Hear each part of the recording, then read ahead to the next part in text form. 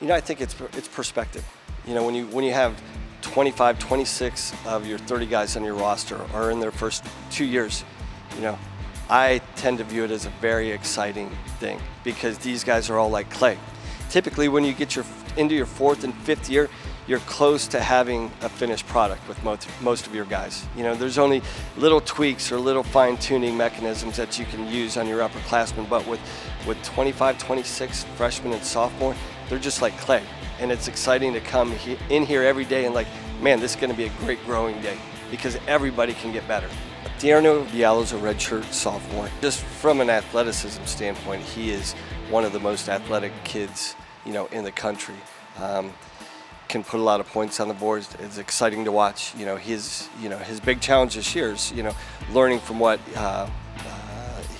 he went through last year, and that was the importance of managing his weight the right way and consistently, engaging in that process throughout the year. If he's able to do that, we're going to have some really good results from him.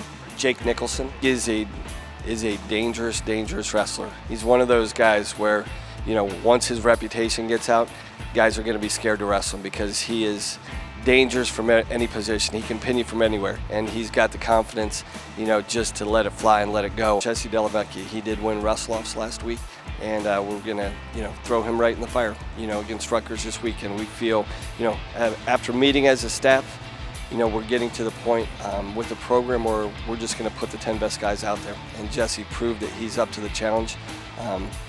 Now we're going to roll him out and see what he can do here. Frankie Garcia showed some, he showed some grit, man. This kid has got the attributes of what it takes to have podium potential. He loves to fight. He loves to wrestle every second of the match. He's not scared of a big moment. Vincent Dupre is coming off a pretty good freshman campaign. Anytime you can win 20-plus matches as a true freshman in one of the hardest conferences in the country, you've got a lot of talent and some podium potential. We got the Dupre twins. Anthony had a great redshirt freshman year. I think, again, with a lot of our young guys, this first month is going to be critical about how they grow and how they develop. If you had to pick one guy to be your senior leader, Jack McKeever's the guy you want in that role. He exemplifies everything we want out of our student athletes, not only from a wrestling program, but as a representative of the athletic department.